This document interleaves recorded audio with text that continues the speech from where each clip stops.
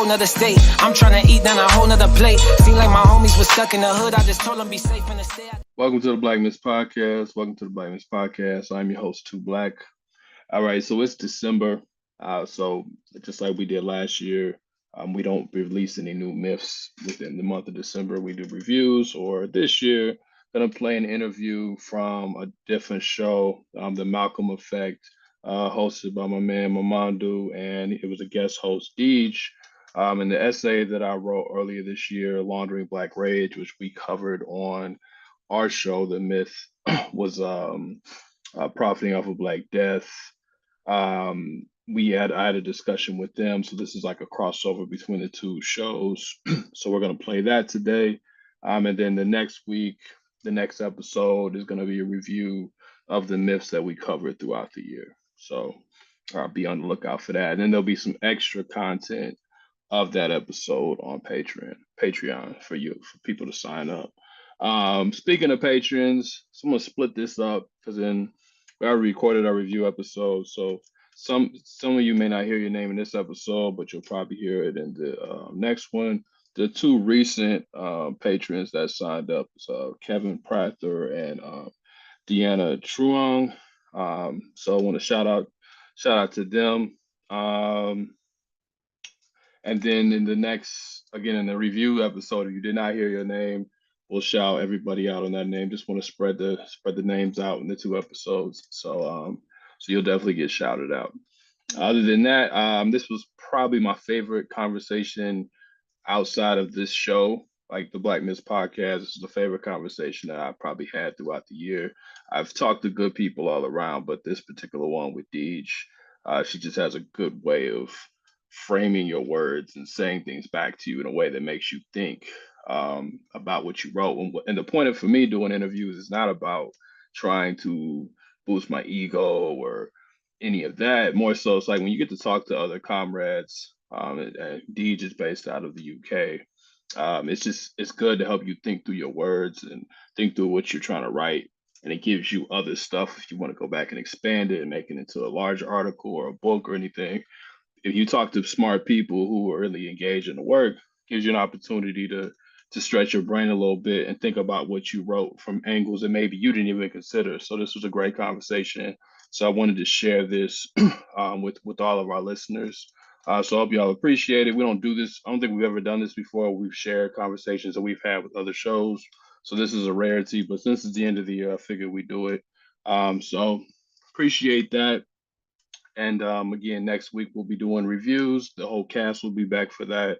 And then we'll move into the next year. We're just going to keep it going. But appreciate y'all. And here's the episode. I'm not even going to do a long intro today because today we have a takeover by my teacher. Go for it. Hi, everyone. It's Deej taking over the Malcolm Effect podcast. I've been waiting for this moment for a while. I've been begging Momodou to let this happen for a while, and he's finally conceded. So I'm here with Too Black, who is someone who inspires me so much. Truly one of the most intellectually strong writers I think I've ever engaged with. And thinking through your article and the articles that I've read of yours, your ability to write so prophetically, to write so intensely and so poetically really, really inspires me. And today we're going to be thinking through some of what you've spoken about in the article you wrote about the laundering of Black Rage. So I suppose, firstly, I want to kind of give you a chance to sort of introduce yourself and introduce what inspired you to write this amazing piece that I think is so, so good at capturing the essence of what's going on in the current moment. I didn't say this in the first interview, but I think I'll give a little more backstory, just the essay itself. I live in Indianapolis, Indiana, so I'm probably going to get in trouble for putting I'm not going to put any names out, but I'm just going to name some events that kind of led to these observations. So I cut my teeth as an artist. That's where I started as an artist. That's how I got the name Too Black and all of that. So I'm pretty connected to the arts world. And this will all make sense once I'm done. And, you know, for years we had been advocating in various ways to get more money into the arts in the city because, you know, people felt that the city didn't invest in the arts. And this is prior to any so-called uprising or protest or anything of that nature. And then we never were able to get this done. Like the city was never really that interested other than a project here and there of throwing any money into the arts. And even when they did, it tends to highlight individual artists, not the arts as a communal effort.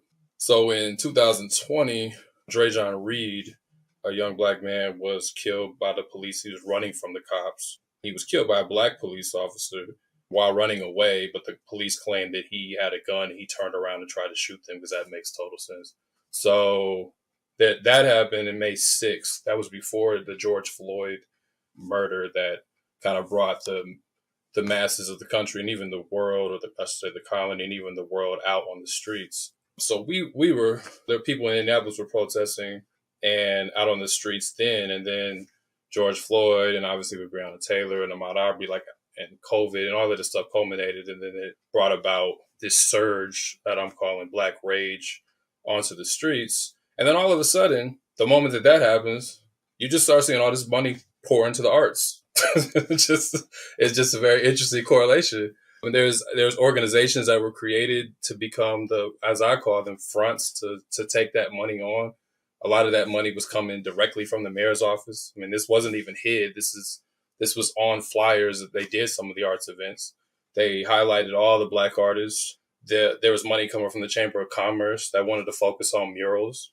And then the struggle became about creating a Black Lives mural, more so than any of the people who gotten killed or any of the policies. And then there was actually 18 artists who have all improved their livelihood since, and they're called the 18, like they're political prisoners or something.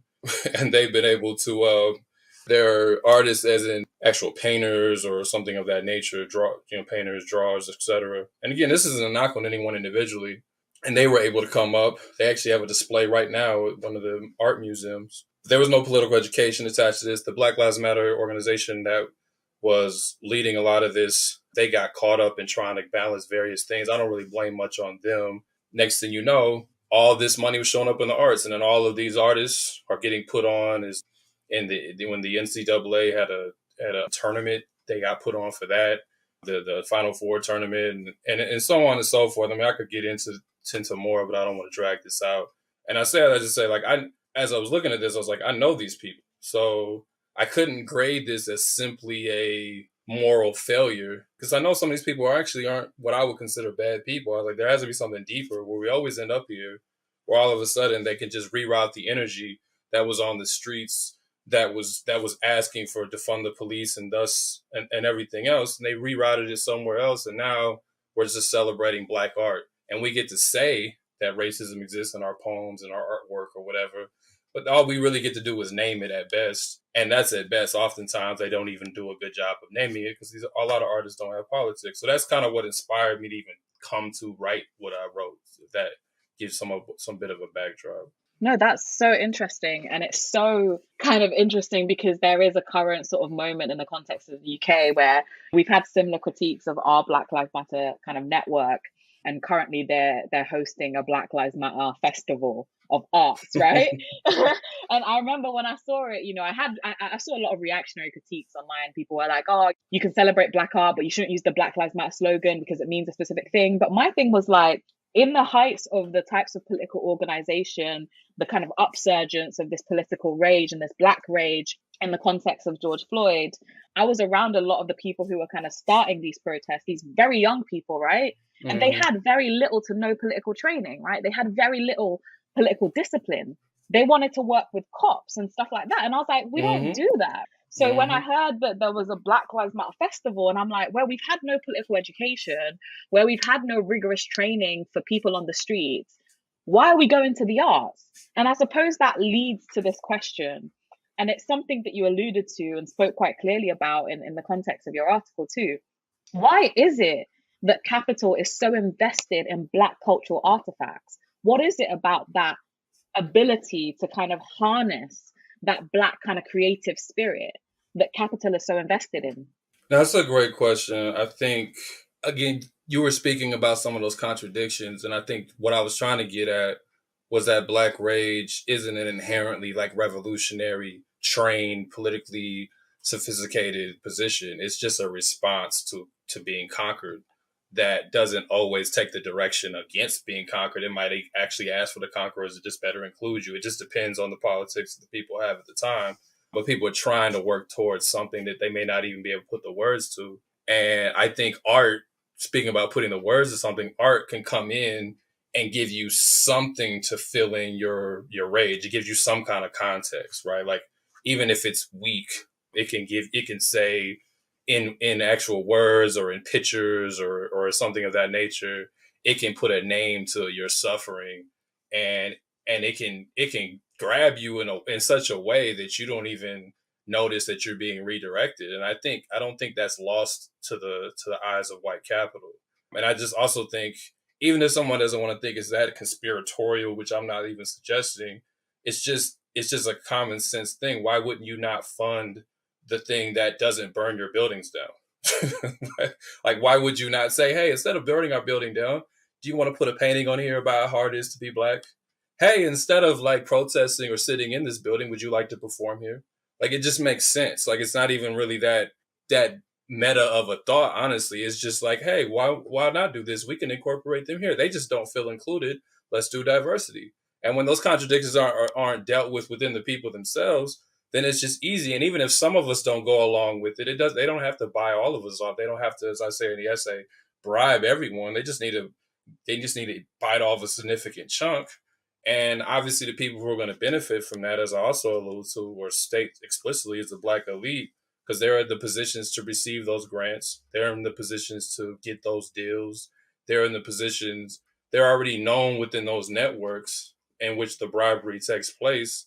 So they're going to get those things, and then their images can be dispersed around the city, and we can all feel like we're moving forward. And that's part of the laundering, because the rage of the masses gets layered with the rage of the elite, which is not the same thing. And next thing you know, the rage goes from, what I call labor to just simply a commodity, which labor is commodified under capital anyway. That's what we call labor power, right? So I think the reason they do that is because right now, particularly in this context, maybe not so much in other eras of capital, but in this context, so much money has been put into propaganda, has been put into representation, and I think it's just easy. It's like, hey, here's an outlet for what you're feeling. Like Fanon says, the settler denies the native an outlet, of their anger. So here's an outlet. Here's something you can express it through. I don't think it's only that, but I think that's one of the primary ways, is because it gives people something that they think is tangible, even if they've found themselves on a completely different playing field. Absolutely. And I think there's also something to be said about the way within the kind of arts field, within the arts kind of realm, a lot of what is that very active rage, that very transformative rage, can be transformed into a passive rage. So people are experiencing art and thinking that's enough, but not then mobilizing in the way that art should really kind of provoke them to. Right. Yeah, it becomes something that I actually had another phase that I didn't write because I was trying to keep it at a certain word count. But after the commodity phase, it becomes a consumption. It becomes something that can be consumed. So rage goes from something that you are actively working against or working with, as to say the labor, becomes broken down into a commodity that can then be consumed. So now my rage comes from the TV show, the movie. The side of struggle is actually transformed into something else. So even if we're arguing about this movie isn't historically accurate, or Jay-Z didn't do this, or Jay-Z's got people at halftime, it doesn't matter what side you're on. Now that's the side of struggle. Now that's the discussion, not just on Twitter, but everywhere. That's in the barbershops, that's on the streets. That's what we're doing. We're not doing anything actively. In a way, the state has a way of moving people towards the direction of just not doing shit. That's the ultimate goal. Just kind of sit here and participate in it passively, to your point. No, absolutely. And I wanted to kind of like hone in on the point about the kind of contradictions within what we sometimes call the Black community, right? Or what we call Blackness as a sort of like larger kind of movement.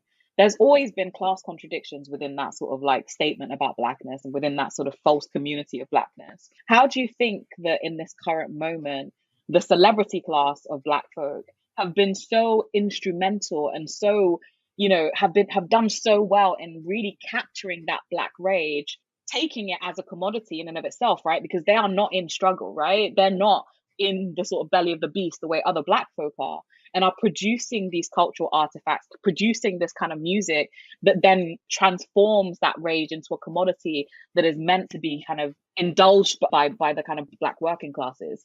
So just make sure I understand the question. How have they used that Black rage to their benefit, essentially? Yeah, exactly. Okay. I mean, that's we need more time. But man, that's a nice question. Let's just start with a few examples. I think that just trying to think where to start here, man. I think what's interesting, even to take a step back from that and still answer it. There's what I was trying to understand when writing this is that there seems to be a process that's happening almost in the background, or even if it's in our face, but we don't see it. That even when people have the best of intentions, this occurs. Even when the best of intentions are, even when people come from the hood, get some money and want to give back, the laundering still happens, right? And that's at the best. That's when people mean well. That's rare, but that's when you even get the best. So I think when we think about like the overall political economy and owning the means of production and what that truly means, like I say in the essay, it's not just that that's capital, white capital owns the like material means of production. Like Marx talks about the mental means of production, and I talk about the ways in which they own the things that are rage. They own the means of production and the domains that our rage is able to self-actualize. So when you want to exercise your rage, you have to go through them, right? Unless you're going to burn it down or something, you have to go through them. So you have to try to go to this corporation and say, can we get something for these Black kids? Can we go to the mayor? Can we get a summer program? Like, you're often in a grievance politic mode. And I think that the Black elite are raised from very early on, even if they're from the hood, because usually they're the good kids in the hood that gets put in the fast track programs or whatever. I grew up around people like that. They're raised with that kind of politic from almost from the moment they're of age to go to school. Like, they're taught growing up, like, you're going to make it and then you got to bring these people along. So they're already taught that we have to integrate people into this kind of upper class that I'm going to make it to eventually anyway. They're not taught to break that actual relationship and just end that class dynamic completely. They're taught from the beginning to, even when they're angry, even when they know there's injustice, that we have to figure out a way to bring our people along so we can live within this already existing society. They're not taught to truly dismantle or challenge that society beyond just asking it to improve the way it treats the people that it's conquered, which doesn't make any sense, right? So when it comes to like the arts and anything else, or when it comes to just the celebrity culture, it goes beyond just even that ethic, where at least maybe a prior class was like, I'm going to bring some people along. I feel like that is more and more ending, and now it just becomes a brand. Now that's just the way you promote yourself. Now you don't actually even mean maybe in the ways of like a civil rights generation that was never trying to, some of them were, but most of them was never trying to necessarily dismantle the entire society, at least not the kind of upper class of that group. But they were, at least I think, had a certain politic, like, we'll bring some people along.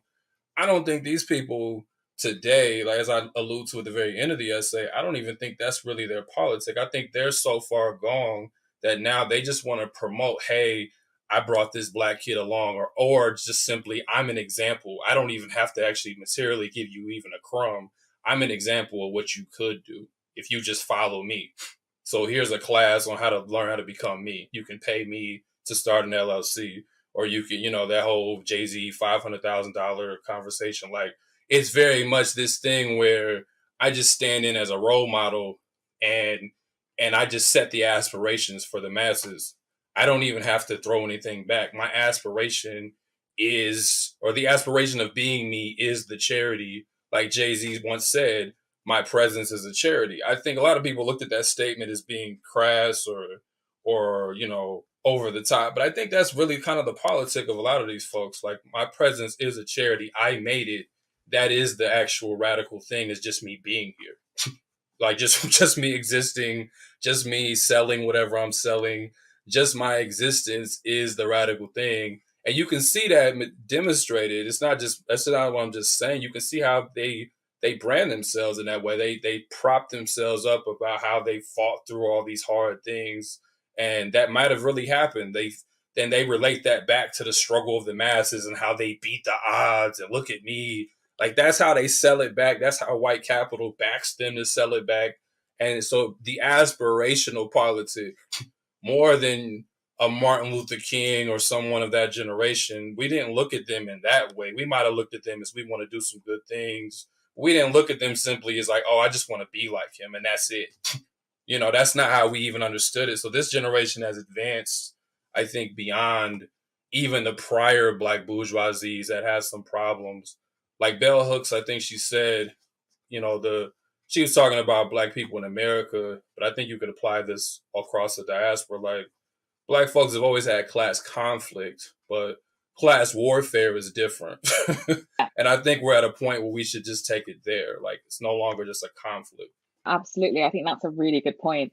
And especially in what you say about the kind of transformation of how we understand Black politics, right? There was a time where struggle was rooted in the struggle of the masses, but what celebrities have been able to do, and I'd argue academics too, right, is take away struggle and Blackness within the context of a mass movement of Black folk and actually individualize it. And as you say, turn it into a brand, turn it into an aspirational politics, which is exactly what capitalism wants, right? So identity has a material base. Race has a significant material base. Blackness for a long time had a significant material politics around it. There was a time where Blackness meant absolute abjection. There was a time when Blackness meant proletarianization in a particular way and hyper-exploitation. But what they've been able to do through how you're saying it is really remove that politics and instead make it about a kind of bootstrapsy politics. So if you work hard enough, you can be like me. And that should be what your Black Rage is about. And we see that in lots of ways. And I think you mentioned the kind of buy Black logics as well, and how that also enables that particular politic to be mobilized. Yeah, well, it's like, one, your rage they're almost trying to educate it. Like, your rage should be that you're not me, which is like ridiculous when you think about it just explicitly that way. But instead of being angry that Black people as a group get this, are treated this way and face these particular outcomes, to your point about individualizing it, you should be mad that your rage should be directed at the fact that you're not allowed to access the things that white people access or that the Black elite access.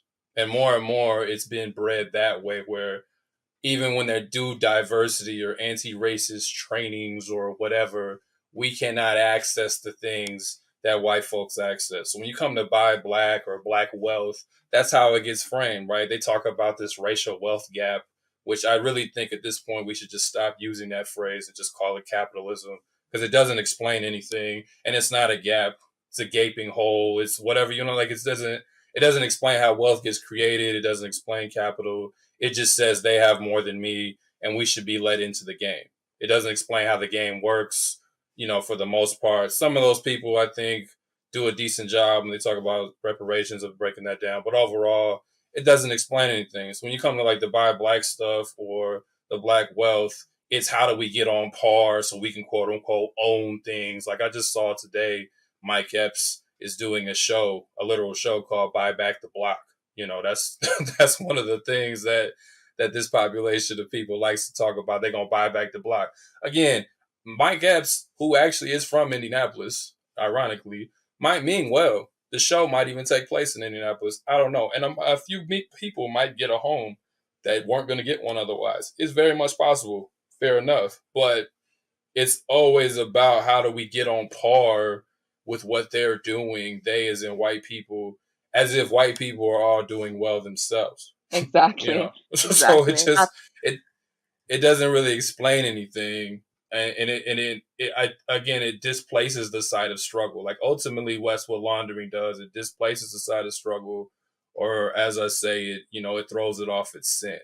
So my rage, I don't know. I'm giving things almost preliminary. I'm giving like the fronts in a way stand as these things for me to gear my rage towards. Like they already give you the front. Like, okay, you're angry. We've already calculated that. So you're angry. So here's what you should do with your anger. And here are the examples. Here are the things you should do. Buy black, get your money up, whatever, do a business. Even though most of you will always be workers at best. Most of you will never own a business. Most people in this society are workers, no, regardless of race. Most people in the world are workers of some form. They're not business owners. So why that should be an aspiration, even within a capitalist context, doesn't even make sense to me. Like, even if I was just a reformist, I would say you should still probably talk about labor.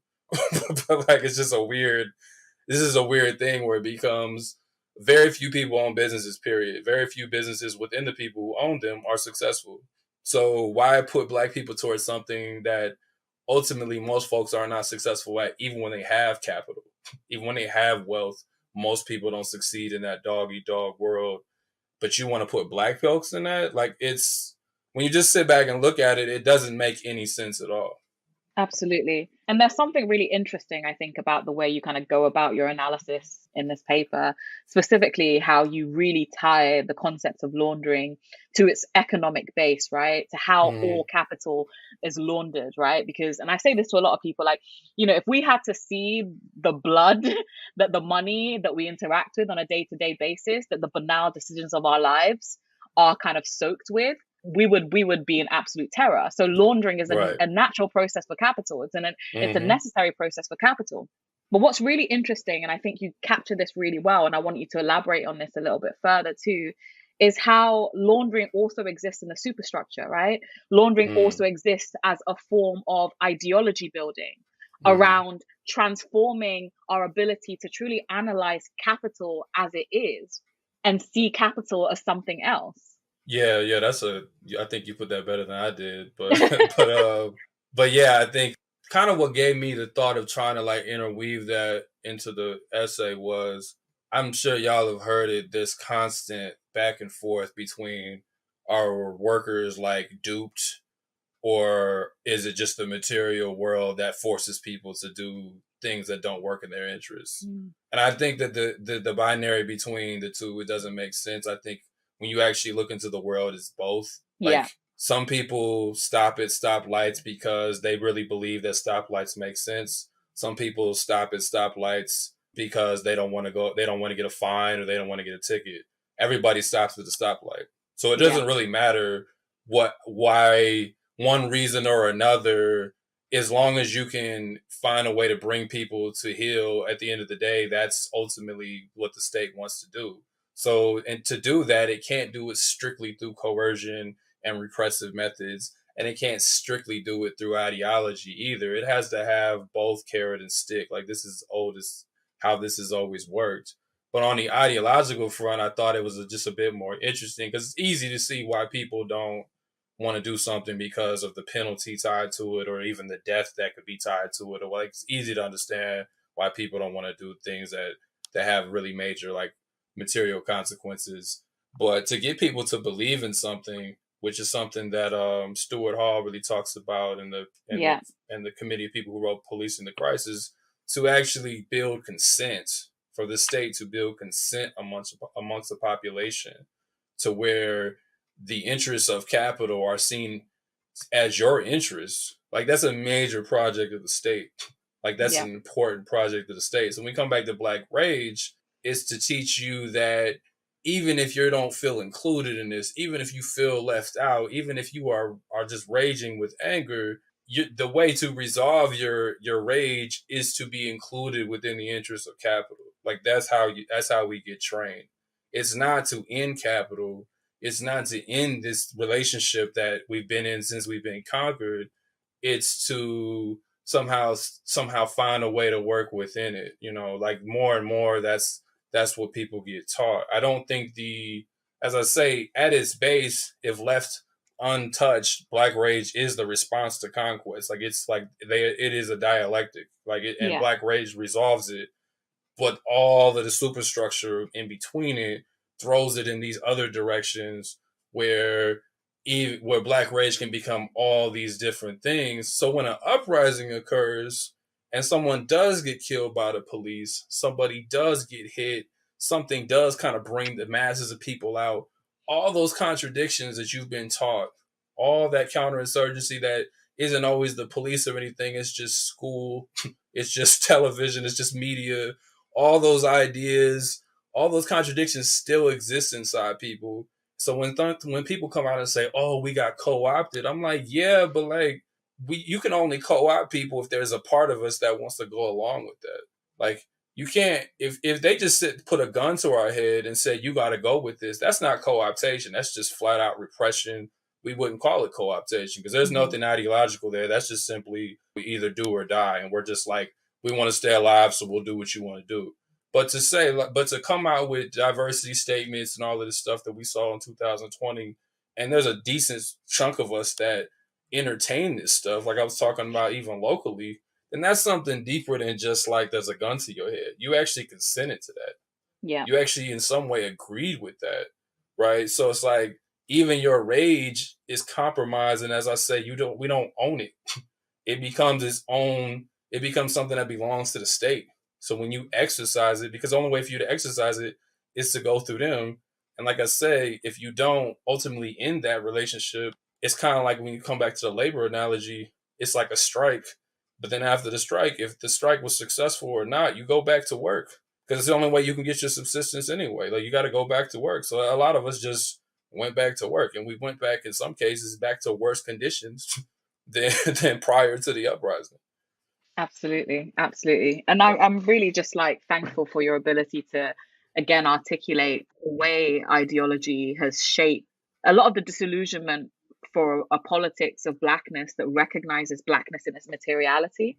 I wanted to ask, how do we, I suppose, overcome that ideological obfuscation, right? Because it is such a massive superstructure, because it is embedded not just in our day-to-day interactions, but as part of our socialization, right? It's a part of the American school system. It's a part of how, Black people are miseducated. And when we think about education, especially for poor Black folk, as something that is underfunded, something that lacks the types of resources that are needed, how do we overcome this ideological kind of behemoth that we have to kind of that we're faced with? I mean, I don't fully know the answer to that, or I may not know it all, but I think something I alluded to at the very end, at the last paragraph, was reverse laundering. Yeah. And reverse laundering within the typical field of laundering, until people can read it and see kind of how I try to flip it on its head. But within the typical field of laundering, reverse laundering is when you take the quote unquote legitimate money and you fund something that's illegitimate or illegal. Like that's how that works. So some of that I can say on a podcast, some of that I can't. Some of that I can't say. but I think when we look at the state, and it's something my OG taught me or still teaches me, like the problem with the idea of a state under capitalism particularly is trying to cover all these grounds and be in everybody's business and cover every inch of the earth, essentially. And to do that, as I say in the essay, you have to bribe people, right? Everything can't be flat out repression. So when in bribing folks, you got to share some of those resources just to get everybody to buy in. So I think there's if that's the case, then some money does have to go through some of our hands, and not even just the money, just the material money, but some decision making has to go through our hands. Some ways of shaping the world has to go through our hands. There's only, like, the thing about capital is not that many people, so they need the majority of people to be involved. So that does present some opportunity if people are clear in their politics. Like it doesn't. I think a lot of the Black elite now think that they're gonna just make a really like radical movie, which they don't even usually do that. But they think if they could do that, then they're gonna transform the superstructure. I'm sure they wouldn't use that terminology. They think they're gonna like just change people's ideas through watching a movie, which I think, even though I'm an artist and I believe in the power of art, I don't think that's how things work. I think conditions matter more. But some of us do have a say over those conditions. Like, the thing about neo-colonialism is it does ask us to be more involved in the fold. So there is an opportunity, even if it's not the majority of us, to reverse launder some of that stuff, to do things that actually completely upends the state in and of itself.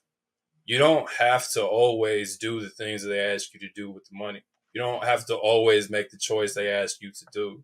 Now, some of this will require sacrifice, but I don't understand what people would expect if you're under this condition. Of course, you're gonna have to sacrifice. It can't always just be an excuse of I gotta feed so and so or whatever. I get that, but a lot of these folks aren't even doing that. So I guess I'm saying, like, this is something I want to write about because I still haven't fully fleshed this out. But some of the things that we do have control over, and I don't even just mean the top executives and stuff, they take our culture, they take our rage, they're literally extracting from us.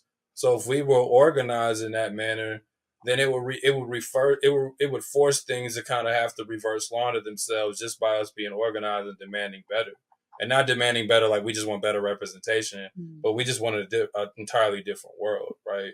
And I think that ideologically that's tough because a lot of people are just worried about their immediate interests. A lot of people are just kind of caught up in the thing.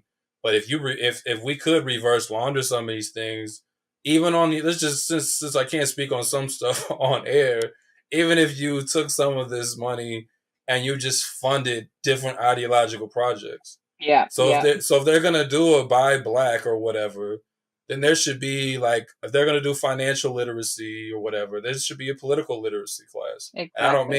And I don't mean voting. I'm just saying, like, there should, if they're gonna do some black entrepreneurial class or whatever, then you should be able to fund an alternative. And I don't even think in our cases that these white folks would even stop us because they're so clueless half the time. They don't even know what they're putting money up for anyway. I think some of this just falls on us. Like, some of us don't even have the imagination to, or so worried about some kind of consequence, or just so greedy, we don't want to do it. But I genuinely think in some cases you could start your little you black socialist organizing, and they probably would even care because they probably don't even see it as a threat. Now, once it became a real threat, then yeah, they'll come and try to squash it. But you got to be ready for that anyway. That needs to be built into the project. Like, you should be prepared for that anyway. But I think in some cases, like, we could launch our own, like, ideological campaigns because they're doing it all the time. We could do that. We could reverse launder the diversity project and turn that into something else.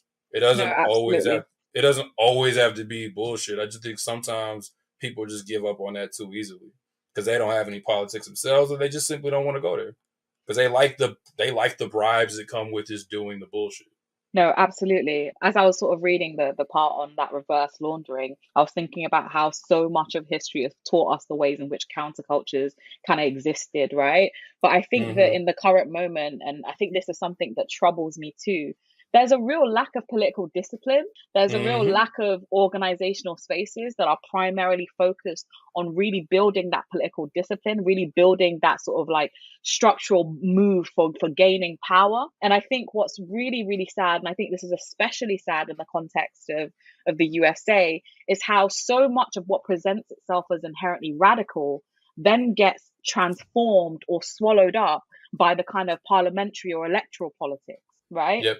And there's a real lack of organization around that. I remember I was listening to a podcast by and I think Kwasi Bugaloon and some of the kind of anarchist Black Panthers were there, and they were talking about, you know, how a lot of the political organizing that was happening on the streets was swallowed up by the Democratic Party, that was swallowed up by a lot of the formal sort of electoral politics because of a lot of the Black elites and Black bourgeoisie aligning themselves to the politics. So I suppose my question then becomes, how do we fight that swallowing up? How do we fight that, you know, de-radicalization, or that front that a lot of sort of like democratic politicians present, you know, the AOCs, the squad, all that kind of stuff, of a sort of like inherent radicalness that then sells its soul to empire and sells its soul to the state? I think on one level, you have to have actual projects that people can get involved in. Like, I think sometimes we get too caught up in arguing that the question of electoralism or whatever. And I think you don't control those spaces, so you're always kind of at a disadvantage when you try to go into these. Like if you try to go into the NAACP and say that they should focus on something else, well, good luck with that project, right? Like they're completely propped up. They are a front for the Democratic Party, so that's not going to work. And if you go there, that's just another front for recapture. But like, so sometimes we just need to find projects that are not directly tied to these infrastructures. Now, that doesn't mean that they won't try to find a way to co-opt that, but I think when you start your own project, you can start to build in some of that discipline that we're talking about that we don't have currently.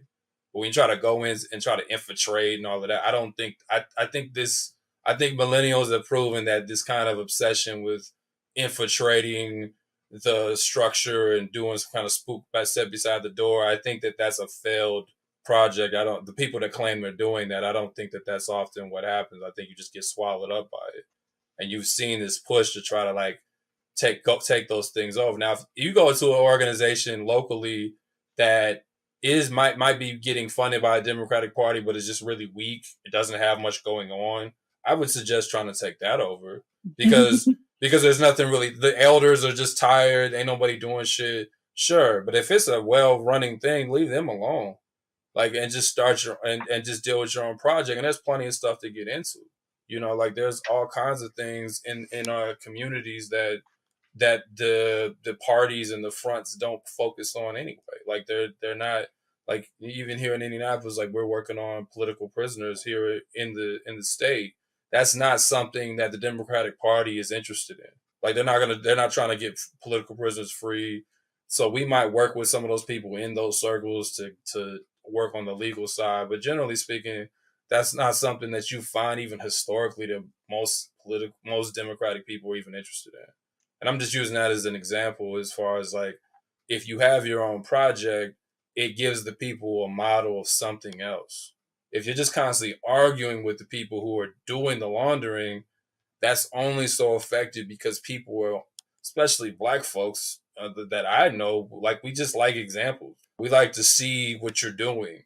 So you might have the greatest argument ever, but it's kind of utopian to think that you're going to argue people out of the Democratic Party. But if we see you're doing something else, then we might join that. If we just see that you like taking care of people or whatever, we might join that. It's just while people are joining, that's what we have to build that discipline. That's what we have to really ingrain it into people and help them understand, and vice versa. Like, you know, them helping us understand. Sometimes the leaders are the ones who try to be the most moderate people. Like we have to help each other understand that we're not going that direction. We might engage politics a little bit. I'm not taking it off the table, but that's not the ultimate goal of what we're doing here.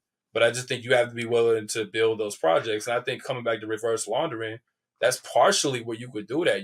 If we could flip the person that has a diversity budget somewhere to throw money at that project or to throw support or something, that's part of that reverse laundering. That's part of doing that thing that's technically illegitimate, right? That's not recognized by the state. That's part of how you do that. But you can't do that if you're always in a argument every time elections come around about whether we should vote. At that point, it's over anyway. So it's just like if you're having this argument, like we're about to be in October, like, and probably by the time this drops, it'll be in October. And in the United States, elections are in November.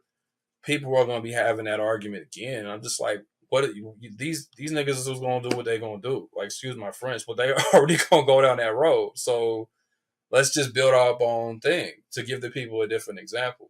And I just think that's sometimes harder for folks than arguing with the folks who are doing the kind of like status quo or just disengaging completely.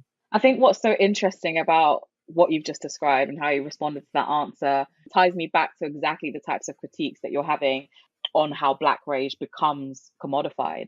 And I think the interesting thing about capitalism as a sort of like global order is it's managed to find that perfect way to interact the ideological with the economic, right? To create particular material conditions and then justify them through ideology.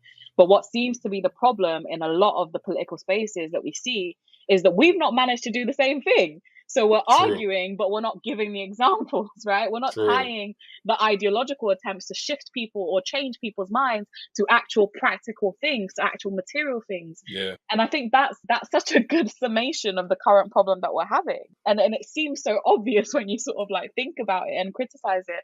But so many people are lost in that need to win someone ideologically, but without ever trying to transform their lives or trying to transform people's lives, like this upsurge of mutual aid without any political education, without any ideology building to really kind of, echo in why we're making these changes and how these changes can be a part of our lives. Right. And it's like, what's funny, to your point, kind of brings it full circle. You approach it that way as far as like arguing, and then you wonder why things keep getting co-opted. Like at some point, you got like somebody said to me once, like, co-optation is a self-critique. You can't co-opt something if there's not some level of consent. So it's not to say that take the state off the hook. I'm just saying, like, if you don't have the built-in mechanisms, then yes, people are going to go for the bullshit. And you can't on one side, especially if you're claiming to be some kind of Marxist or leftist on one side, claim it's about material conditions. And then every time people get co-opted, you have this very idealistic, like almost victim blaming, like, oh, they just don't know any better, or it's like, well, on some level, you got to build that in to, or it's going to keep happening. This isn't like some kind of magical process, so it's like, there isn't any purity under this shit. Like, there's constant contradictions. So yeah, if you don't have a project, it doesn't mean that that's a fail safe either, but it at least gives people an example. Then it would be easier to say, man, people are choosing that over this. Maybe this is what they want. Fair enough. But we're going to keep doing this because this is what we actually think matters. But if you're just arguing with folks, or you're just doing the same thing everybody else is doing, why, like, it's just, at some point, I don't know what else we should expect other than the same kind of process. And it would just keep getting worse because the superstructure and the base are kind of like growing to become the same, one and the same at this point anyway. So it's just like, it's just going to keep getting worse. Like, a quick example, even here in the United States, in 2014, when Ferguson happened, and that whole uprising, and the state really didn't have anything for that, like, because they at that point, it was just civil rights leaders, it was Obama, and none of the people in Ferguson wanted to hear it from any of these people. Some of them actually got kicked out. They had nothing for it. So for a while, the media tried to ignore it, and it just kept upsurging, and it did, and some things were able to break through.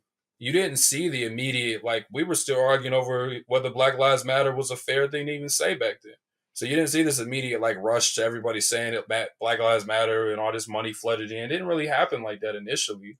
By 2020, they completely learned from that. Everybody says Black Lives Matter. There was no pushback against that other than the Republicans who were going to raise money on being the opposition to it. But the entire liberal establishment was completely fine with that. Because at that point, all these people had nonprofits and stuff. All these people had books that came out. A lot. It was already kind of set up. So it was just easy to move it from one thing to another. It was much harder to launder the rage in 2014 than it was in 2020.